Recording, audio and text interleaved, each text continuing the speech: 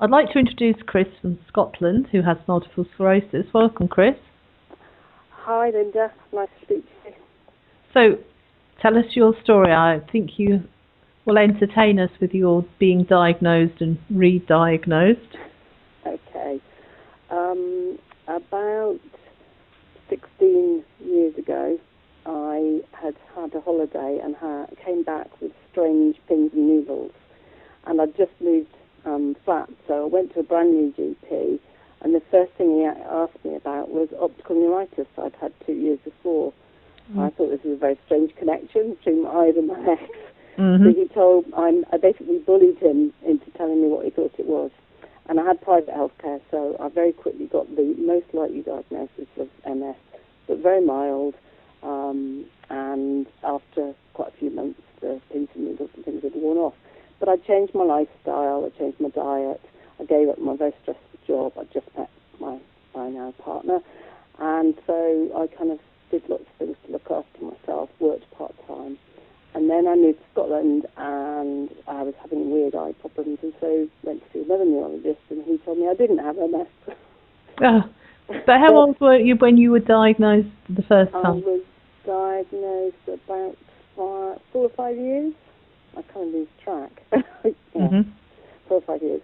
And then, so I went a lot of years, always believing that it probably was, but not really having any kind of support or anything. In the meantime, fatigue got much worse. I had various eye problems, and eventually I got neuritis again, and my ophthalmologist said, I think you need to get back to the neurologist. So off I went again, and then I was re-diagnosed. And to me it was just a big relief. But in the meantime, what had happened is I'd started to suffer a lot of cognitive problems, and I had no idea that was part of the MS. I just thought I was being a bit daft at work. And fatigue had got on top of me, and again, although I recognised it, I didn't realise what an effect it could have on me. So those were my major problems. But if we can just stop, so Simon can do this bit again. When I said how old were you when you were first diagnosed? Oh, how old? Sorry. Yeah. I thought you said how long ago. No. I was about 35 when I was first diagnosed. Yeah. And then when was the second time you were diagnosed? It would be about 48, 49, something like that. Right. Okay. So what were your symptoms at that time? Terrible fatigue and very bad cognitive problems, but no real physical problems. Okay. So your bowel and bladder and that were fine? No, yeah, and I still don't have foot drop or any of the kind of general. What about numbness and pins and needles? Occasionally, but not a lot, because that was one of my major things at the beginning, and so I kind of learned to avoid those. But I have had periods of it, like I suddenly had numbness in my face for a few months and things, but that seems to have gone again as well. Yeah. So what about intolerance to heat or burning sensation? Heat really bad. And again, I hadn't realised the holiday when I first came back and first got the diagnosis. I'd been in Mexico. Little did I know how bad that was for me. And I'd had all kinds of vaccinations too, so they think that's what the trigger was. But the heat really gets to me, which is partly why I live in Scotland. Well, you don't get many heat waves up in Scotland. Well, we had a heat wave this weekend. But no, it's cooler. Unfortunately, it's wetter as well.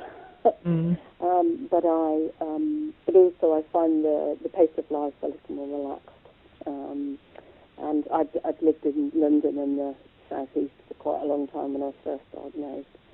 And my partner came up here for work, and it suited us. So no, I have found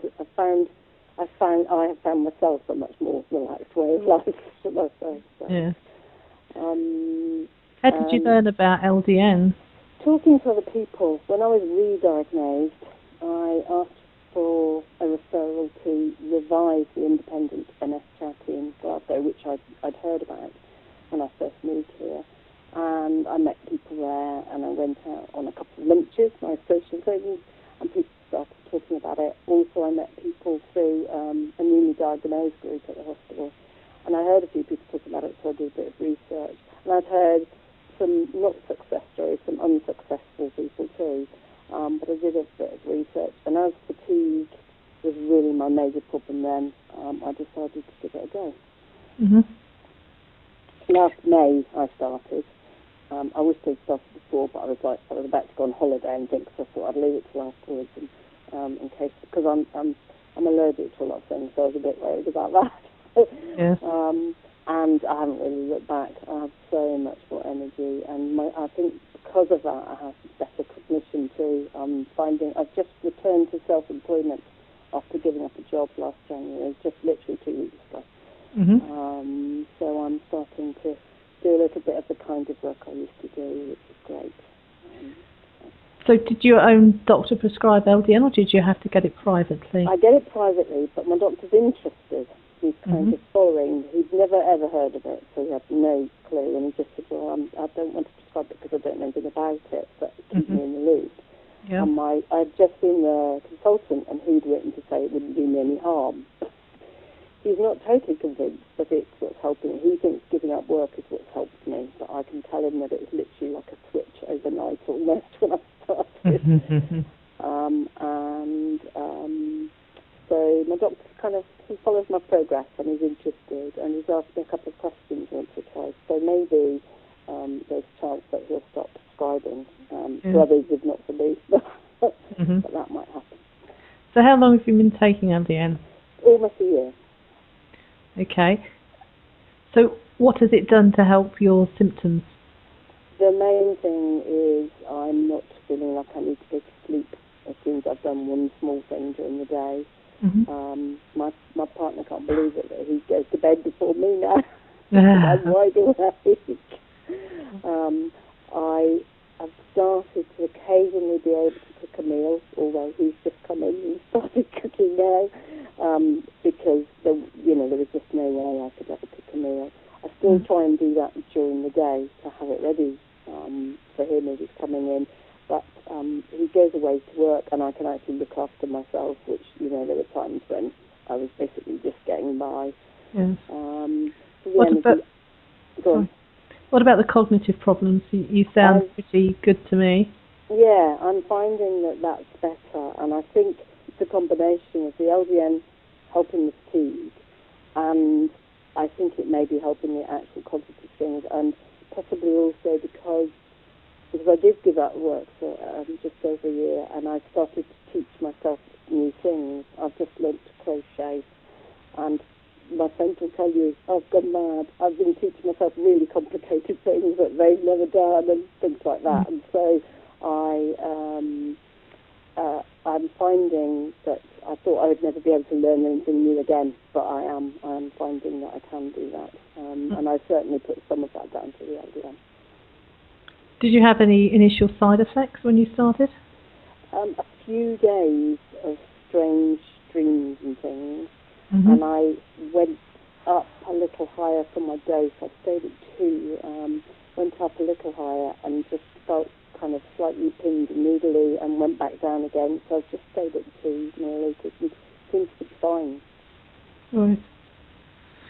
So what would you say to other people who are contemplating trying LDN? I've only met one person who had severe reactions, and she thinks it was LDN, but it could have been a coincidence. And I would therefore say it's worth a try, always worth a try. Everyone I've spoken to has more energy, and quite a lot of people have other benefits that they hadn't even thought about. I know friends who have just got used to some of the bowel and bladder problems, and they find that that's improved slightly and that kind of thing. And I think it has, as my consultant said, it wouldn't do you any harm, and therefore for a small daily thing of measuring it out and taking it, it's definitely worth trying. Okay, is there anything else you'd like to add? I would say that yourself, Linda, and at the Trust have been helpful. A few times I've had questions, quick email replies. I dip in and out and occasionally and see what people are talking about on the website. And I think having those other people out there is always good. and having other people with experience of something similar. I've also recommended it to people with different conditions. None of them have taken it out so far, but are quite interested. And I think then seeing that there are other people out there with a similar condition to them, that's a good thing as well. So I think the website itself is really, really helpful. And unfortunately, I didn't make it to the conference when it was in Glasgow. I really wanted to, and I think it would have been good, again, to meet other people. Well, thank you very much for sharing your story with us, Chris. Thank you very much. Thank you. I enjoyed it. Then seeing that there are other people out there with a similar condition to them, that's a good thing as well. So I think the website itself is really, really helpful. And unfortunately, I didn't make it to the conference when it was in Glasgow. I really wanted to, and I think it would have been good, again, to meet other people. Well, thank you very much for sharing your story with us, Chris.